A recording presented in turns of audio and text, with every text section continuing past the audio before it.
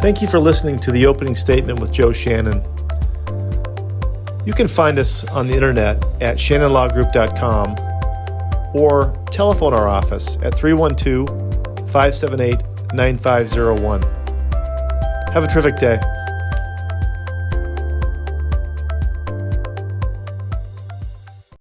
I'm thrilled to welcome to the show Lauren Vermillion, and Lauren is currently in Madison, Wisconsin, and she's got a very exciting career. Her background is very interesting in that she was a very, very competitive ice skater and did that for a long time after she graduated from college. And she's going to tell us a little bit about that, tell us about her life, and tell us about what her goals, ambitions, etc. are, and then some tools that made her successful. So welcome to the school. Welcome to the school. Welcome to the show. Thank you. Thanks for the introduction. I appreciate it. Happy to be here. Sure. So we're talking to you from suburban Chicago, and you're up there in Madison. How are folks up in Madison handling the whole COVID thing?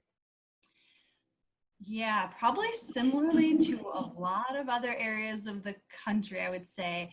I think in general, there's a lot of confusion, unfortunately, definitely concern, also just wanting things to go back to normal, not necessarily the new normal, but the old normal being able to come and go. But things a couple weeks ago with all the protesting were definitely a little crazy. That was interesting, but things seem to have settled down a little bit in regards of to that. But overall, nothing overly crazy, which in this day and age is kind of a good thing. Yeah, what's interesting to me when I looked at your profile is that not only were you a pretty big time ice skater, but you're also a physical therapist. Correct. Wow. So how do you? I mean, so you're a business person, an entrepreneur, athlete, and then also a practicing physical therapist. How do you juggle all that? Really good time management skills. But a lot of what it comes down to and what I remind myself is that what I'm doing on a day-to-day basis should really align with my goals. Obviously, there should be some rest and relaxation in there. That's really important to just living a healthy and well-rounded life. But I try and keep really the first things first in my life. And I also try and make sure that what I'm doing day to day and on a consistent basis is really taking me forward and closer towards the goals that I'm working on. So tell us a bit about your background. Where'd you grow up and your folks and your family? Yeah, so I grew up in a relatively small town in central Wisconsin. The city itself was about 25,000 people, and then add in a couple bordering towns, it's a little bit bigger. So that's small depending on who you ask. Probably in the Metro Chicago area, they're like, yeah, that's one city block. Okay, cool. So I grew up there and spent the majority of my time with my mother and grandmother. So they were very big influences in my life. Very close with my grandmother still today. And I think a lot of my values really just came from them and having that small town mentality that, you have to work hard for whatever you have. And then I had always wanted to go to the University of Wisconsin. That was really my dream school. That was the Ivy League to me, and ended up getting in. Didn't think I was initially going to get in, and I did. Then went to graduate school, got my doctorate from UW-Milwaukee, and also took some classes at Marquette as well. So you were a skater though. Did you skate in school? Yeah, I did. So I started skating actually when I was in kindergarten. And that was really because my grandmother decided that it would be a good hobby for me to take up. Obviously, winters in Wisconsin, the Midwest, upper Midwest are pretty cool. So a lot of lakes freeze over. It's a really good sport and hobby to have, I think, just for a lot of people in the winter to get you out. And for some reason, that's really the one that I stuck with. I played a lot of sports growing up, softball, soccer. Also really enjoyed track and was pretty good at that, but figure skating really just stuck with me. And I think that's because I felt that in a sense I could have control over how successful and how I performed. You know, if I didn't want to go to practice, I didn't have to. My parents might get mad because they were paying for it, but I wasn't necessarily letting down a team other than my parents and my coaches. But if I really wanted to kind of climb the ranks and be successful, there were a lot of things that I could do and take into my own hands to do that. How far did you take it, the figure skating? Yeah, so I skated well into my 20s, upper 20s actually, which is pretty rare for the sport. Most girls, unless you're really on an Olympic or world trajectory, you stop with high school. I think now collegiate skating has been becoming more popular, which I think is excellent. I skated here on the team at UW Wisconsin, or University of Wisconsin, and I did the synchronized skating team for a year when we didn't have a freestyle team, which is like what you see people doing in the Olympics, where it's you go out, you skate your program for 2, 3, 4 minutes, and then you get off. That was really where I thrived, and that's what I love to do. So my sophomore year, I found a couple people that wanted to start that. So we founded that, and then we went to the Intercollegiate Nationals my junior and senior year, which was pretty impressive given that we were a really small school. We didn't have a lot of skaters. The first year I think that we went, we had about 6 or 7 skaters, and then the program has kind of continued to grow since then. But I've also seen a lot of other universities really get interested in the sport and have programs of their own as well. That's great. And so what, then did you go right into physical therapy after you graduated from Madison? Yeah, so I did take a year off, and that was a really kind of a mid-teenage awkward year, I would say. I had initially planned on going directly into graduate school, ended up taking a year off, but it was really great because I feel like I grew up a lot in that year. You know, I had to find a job. I was still applying to graduate schools. I was taking the GRE. I was also doing some skating at that time. So my schedule was incredibly busy, but I really learned in that time what the real world was going to be like. Really, I always say what the value of the dollar is, because I was working in healthcare as a CNA. So I was making better than I was in college, not as good as I would in the professional world, but it provided me with a lot of hands-on experience that would help me in the physical therapy world as well. And I got to actually work with patients and gain those skill sets, but it was definitely really, really hard work. And was that in Milwaukee? Nope, that was actually in Madison as well. Okay. So got to stay put for another year, stay by some of my friends, continue, skating in an environment that I was familiar with. Sure. And I just had this idyllic view of somebody going out on a lake and figure skating. Does that actually happen? So the tricky thing is, I think it depends where you live. So I did grow up on a pond. We lived about the second half of my pre-college years on a channel of a pond. So it was looked more like a river, but every once in a while the weather would work out where the ice would freeze and it would get thick enough before it would snow. So you could literally skate wherever. Unfortunately, if there was snow or if it was melting and freezing, it would kind of get yucky. It wouldn't be that great. But in the perfect conditions, you're exactly right. You can just go out, it's frozen, nothing in your way. But it's pretty rare. So you have to appreciate that. Yeah, absolutely. So tell me, then you made it through physical therapy and you ended up doing that for a little while? I did, yep.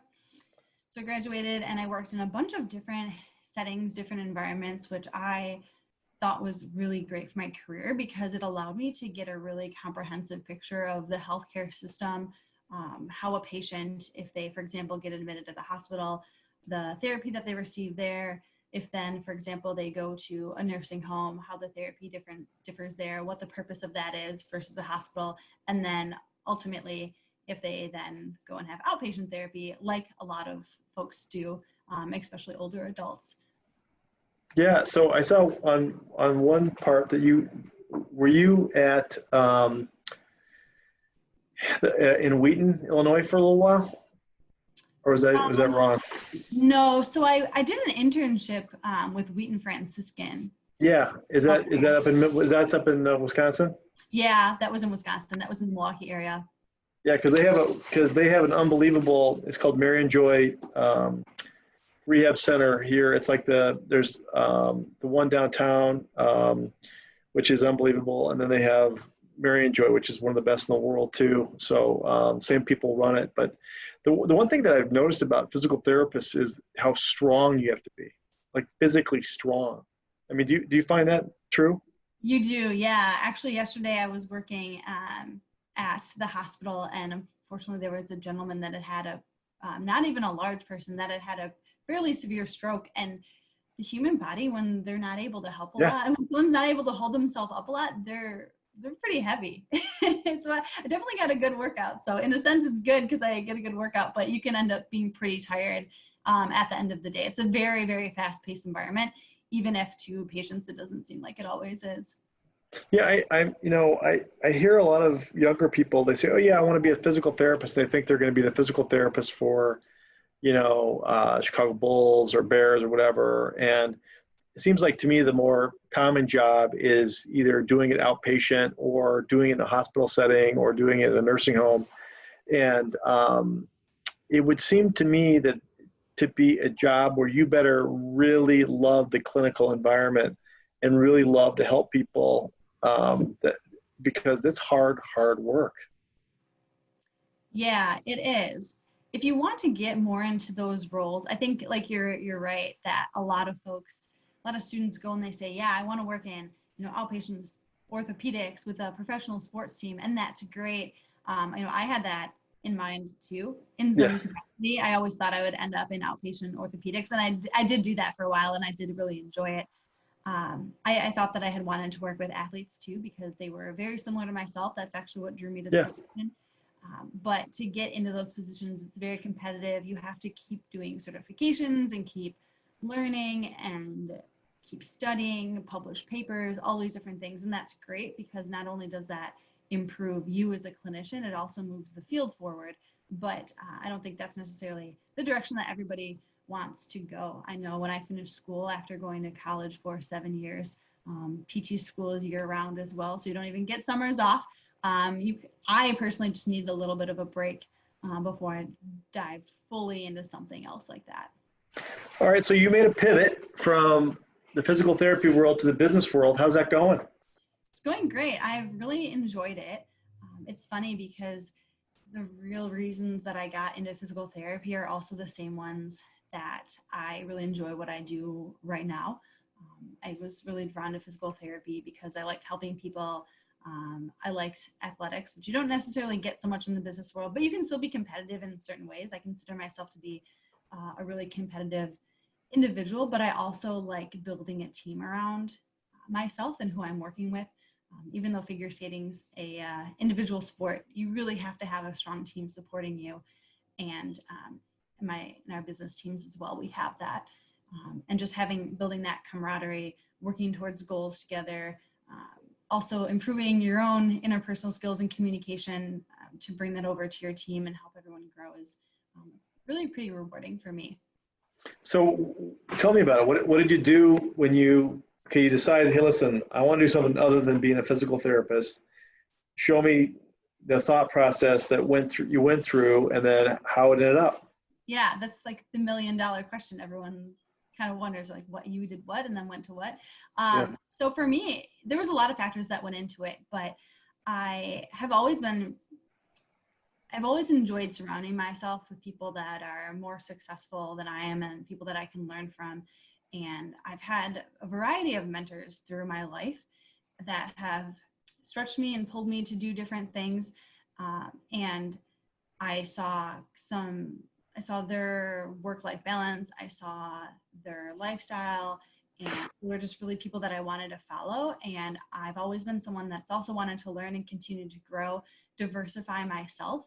And I saw this as being a really great trajectory, great pivot that I could make in my career where I didn't have to completely leave my professional world, and I can still work as a physical therapist. I still do, but I can also grow myself and grow my skill sets. All right. So you made a decision to do that. How did you find the job, and what job did you take? Yeah, good question. So I did a lot of learning. Actually, this was it feels like I went back and got another master's in a certain capacity, because there's a lot of things that I had to learn. I had to learn a different way of thinking. I had to learn, technical terms, etc. There's a lot of courses that I took. Thankfully, we live in the digital age, so that you can learn a lot of things online. Did coursework. I had Zoom calls to brainstorm and really make sure that I understood the material. Also did some projects as well to actually get that real world experience, so I could put, on my resume, this is what I did. Here you can look it up. I can explain all these things to you. So it was almost like I had my full-time, I had my full-time career, but then I also had a lot of side projects that I was working on as well, because any employer wants to know that you've had experience. I think a lot of folks are figuring that out with the pandemic going on, if they're wanting to make a shift, or even new graduates. Unfortunately, if you don't have experience, but all these positions want experience, how do you get it? You have to get it somewhere. So thankfully I was able to do that without having to leave my full-time career. Just do it kind of. Great. So what are you doing now? So now I work as a business analyst along with a PT, and then have a few of my own side hustles going on. So I stay pretty busy, but for me, it's really always continuing to grow, diversify, never be stagnant. That's never something that I've enjoyed. I don't like the feeling of plateauing in my life. Obviously, you're always going to have some ups and downs. That's just the nature of life. But if you can keep moving forward and keep growing, keep learning, you're always going to be marketable. You're always going to have a job. Life should always be more fun too. That's the way I feel. So what's a business analyst do? Analyze businesses. No, just kidding. So what I do, I help kind of problem solve any issues in the IT side, figure out what exactly the need is, what's going wrong, communicate that with kind of the subject matter experts, communicate with them from the development team, and help them actually code and program in those changes to get things to work better. So it sounds to me like you got a number of side gigs, which, that's why when I talk with younger people, the idea that you're going to have one job and that's going to be it, and you're going to have a benevolent employer, and things are going to be the static and same all the time, is, I think you're right that way. So you have more than one side gig in that, so you kind of learned it. And so do you use online learning then to gain a whole new area? And how long did it take you to do that? Yeah, I did. There were several courses that I enrolled in. So that took me about 6 months or so. A couple hours a week I was investing into that while I was still working full-time professionally, to kind of shift my career a bit. Wow. And then, what do you like doing the most? I mean, what is your, I was looking at your stuff here. I mean, you've worked for all these different cool places, and you've got a new job now, I understand. And who are you working for now? I'm technically employed by a recruiting agency, but I work for a company that does government contracts. Oh, cool. And then, now, one of the things that you put down here is that you're a Scrum Master. What the heck is that? Yeah, that was my last role. So basically that's leading teams in a business environment. So you're kind of like a boss, but you're not, but you help improve channels of communication between like the business side of an organization and then the IT technical side. The term Scrum actually comes from rugby. So they have the Scrum where everyone comes together in a circle. That's really the same idea. Bring everyone together, share ideas, collaborate, and get a lot of your work done as efficiently as you can. So you facilitate those discussions then? Yes. And so is there any sort of like certification you get for that, or is it just on the job?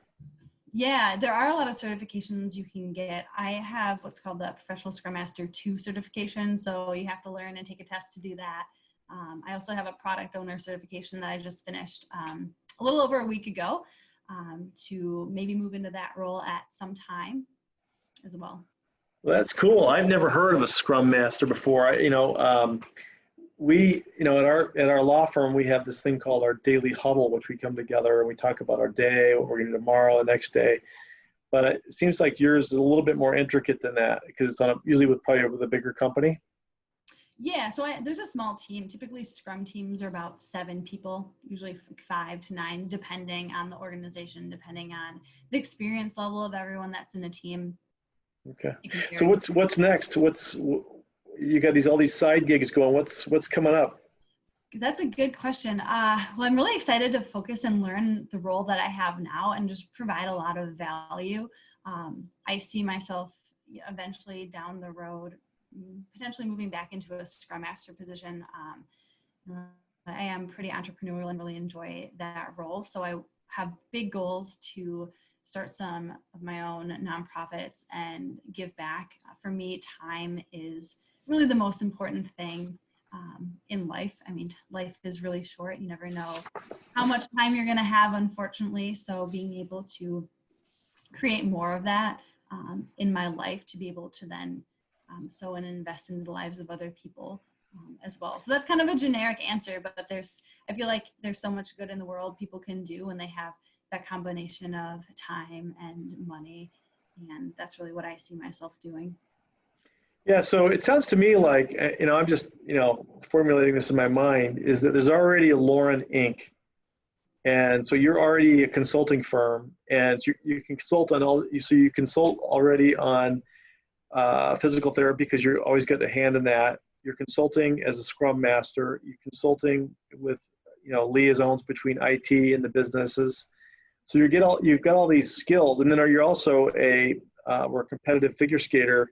So you understand the winning and losing and regrouping and all that kind of stuff. So it sounds to me like you got the beginnings of a pretty good company. Thank you. Is that happening? Yeah, I've got a few things in the works. I really enjoy networking and connecting with entrepreneurs. So that is definitely the route that I see myself going in some capacity.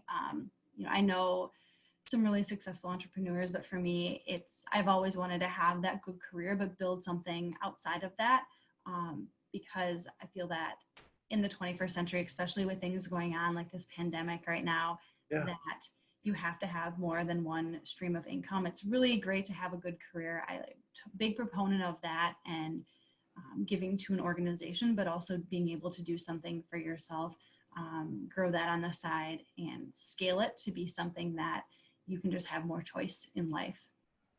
So you've obviously got a really good positive attitude. You've got a team type of concept. Tell me a little bit about some defining moments in your young career or your athletic career that kind of shaped the way you address things. Yeah, so being a figure skater is really challenging because it's not only a physical sport, it's very much a mental sport. And you have to be able to overcome a lot of challenges, a lot of mistakes. In practice, you're going to fall a lot. You're probably going to get hurt at some capacity. I've had several injuries of my own, thankfully not too serious, but you have to be able to push through that. You have to be able to keep the end goal in mind at all times. And realize that it's not always going to be fun. It's not always going to be enjoyable. But for me, I can take a small win that's in my life and that can fuel me for a long time. I've also had a lot of challenges.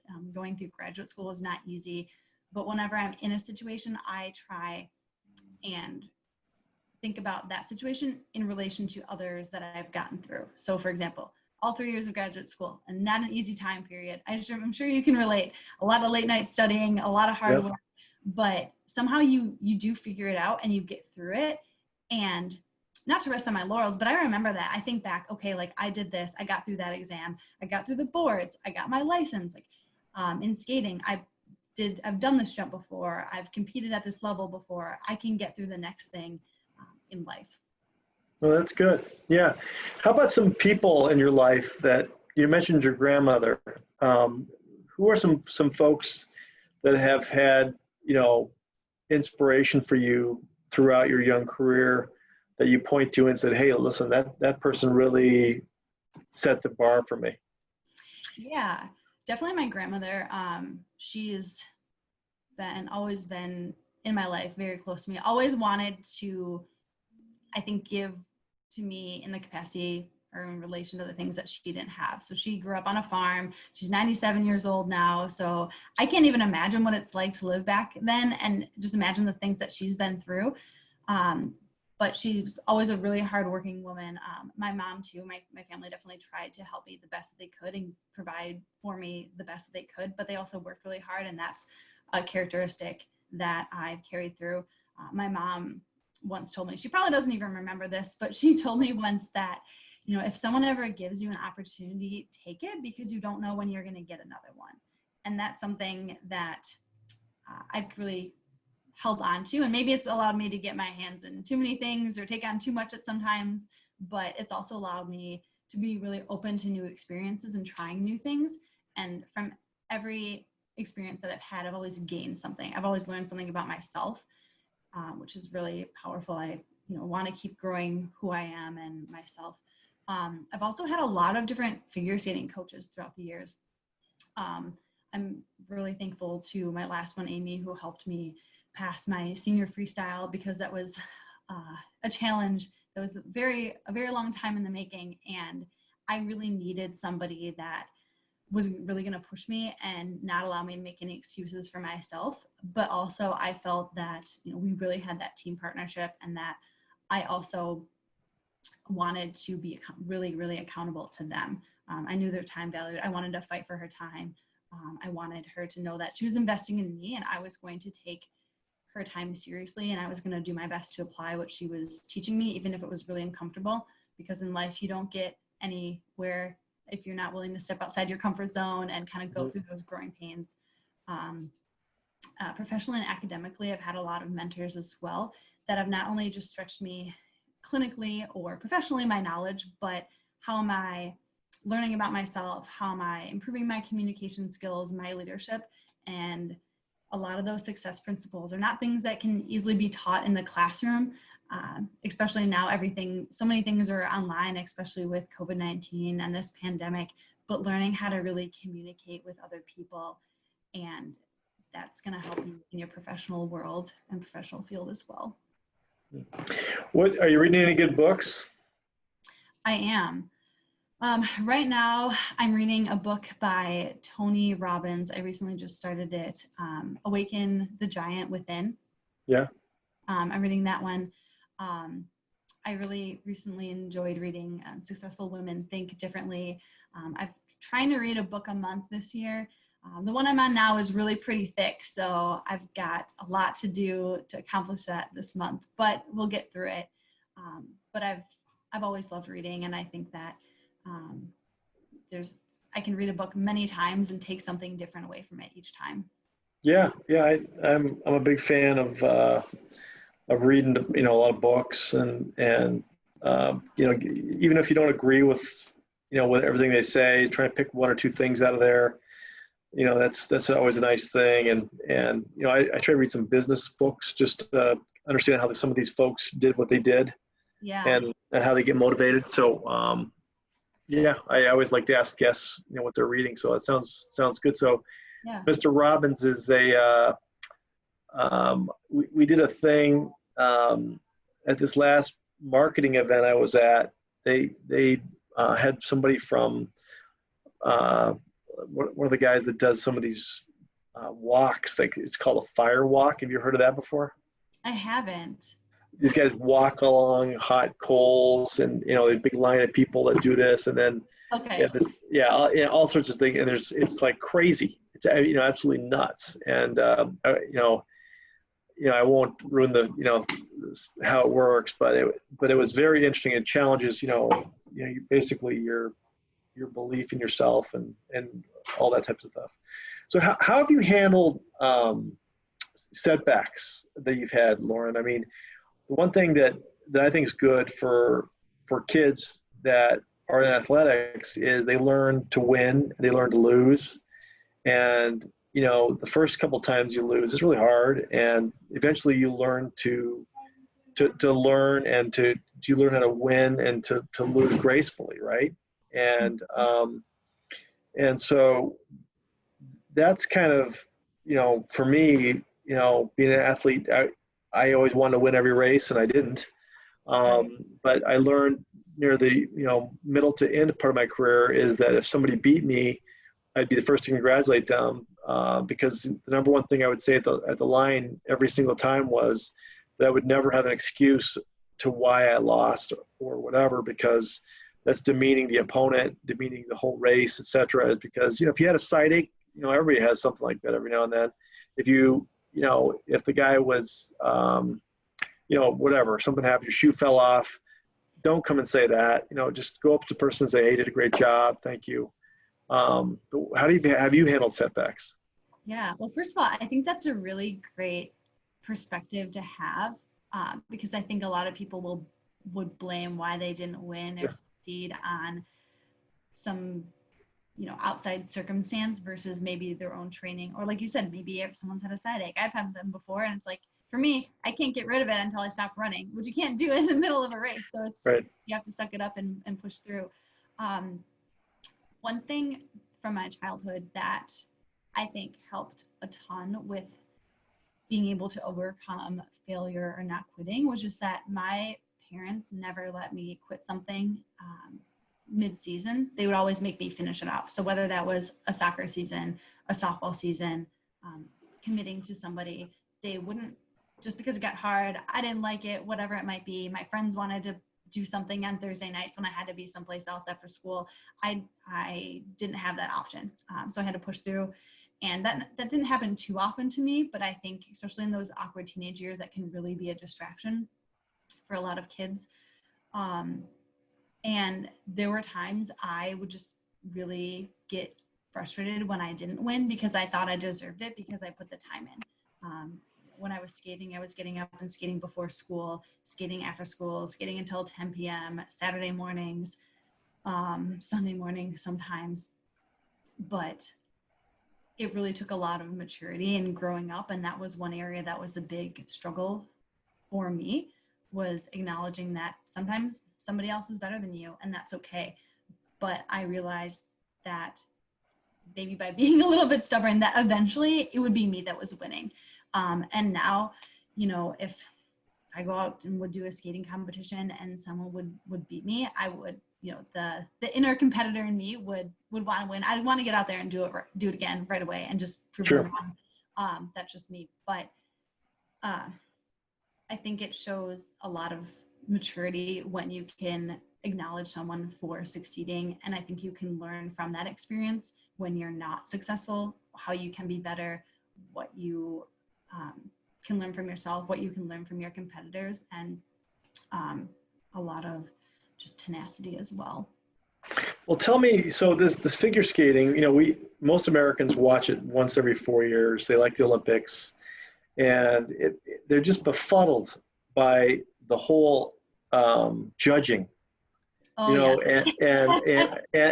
we'll watch a performance and we'll say, oh my gosh, that person did so great. And then the scores come back and they're not as good as we think they are. And it seems so subjective from the layman's perspective, from the person that watches it once every 4 years. Is it that way, or is it really just totally objective? I think the hardest thing about watching skating and being a figure skater is that not only do you have to do things that are very technically difficult, you also have to make it look good. So you can be, for example, flashback. A lot of people have seen the movie I, Tonya, talking about Tonya Harding. Oh yeah, I remember watching Tonya. She was from Portland, Oregon. Yep. She was one of my favorites when I was a kid, and that I was pretty young. But was an amazing athlete. She has some of the biggest jumps even today. You watch them on TV and you're like, that lady could jump over a house. It's amazing. But that's great. But the other half of the score is the components, is the artistry, is how you present. So and that's really hard. That is hard to judge. I think that is very subjective. The sport has tried to make it more objective by having certain levels and certain criteria for spins and presentation. They call it footwork as well. There's usually 1 or 2 footwork sequences in a program that you'll see like on TV. But what somebody thinks is great interpretation to music, somebody else might not. I also have experienced for myself competing as well as watching others, that when somebody really feels the music, when they're relating to an audience, you can feel that their emotion, their presence, like the flow state that they get in, where they're just so focused and centered and just like loving that moment, and being someone that's been in that environment. That's like the golden feeling that you just hold on to and that you want to just bottle up and keep forever. And when you're going through those challenging times, like someone beats you or you fall, you just have to be able to remember that and hold on to that. But yeah, it's a subjective sport, unfortunately. So when you were skating, what was the biggest audience that you skated in front of? In terms of number, I'm not really sure, but I've done a couple national competitions around the country, in college too. So I competed in the World Arena in Colorado Springs and some other more stadium style. Wow. That's not where I trained. So getting into that environment is very different, because when you come out of a spin, a lot of times you're kind of dizzy, not that dizzy because you get used to doing those things, but you have to be able to find where you are and then go the next correct place on the ice rink, which if everything looks the same because it's stadium seating, that can be really challenging.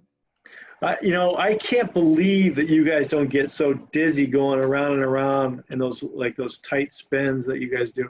To me, that's like amazing, because I get dizzy just going around 2 or 3 times. Yeah. Well, you get used to it. I mean, it's just like running. No way. I would not get used to it. There's no way. Lauren, there's no way I could ever do what you do. Now, did you coach at all? I have done some coaching. Yep. I've coached group classes as well as private lessons. Okay. And do you like that as much as the skating?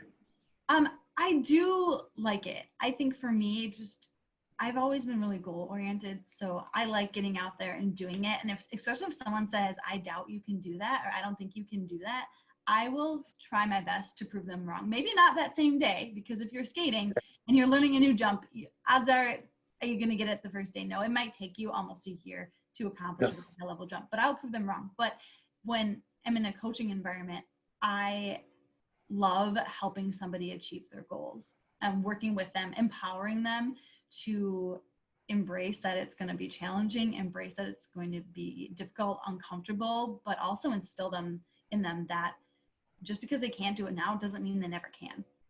So tell me, as a layman watching this stuff, my wife and I would sit down and watch it. Who do you think in your lifetime or before it was the finest skater that you watched? Oh, that's a really good question. It could be a list of 2 or 3.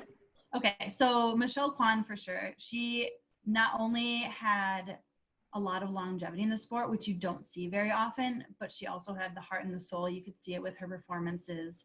Right now, Nathan Chen is one of my favorites. I like the fact that he has not only pushed the sport technically, himself technically, but also the artistic side as well. Those are probably my 2 favorites. That's awesome. That's awesome. Well, listen, I wanted, I think we're going to label you the queen of the side gig, because look at all these side gigs you got.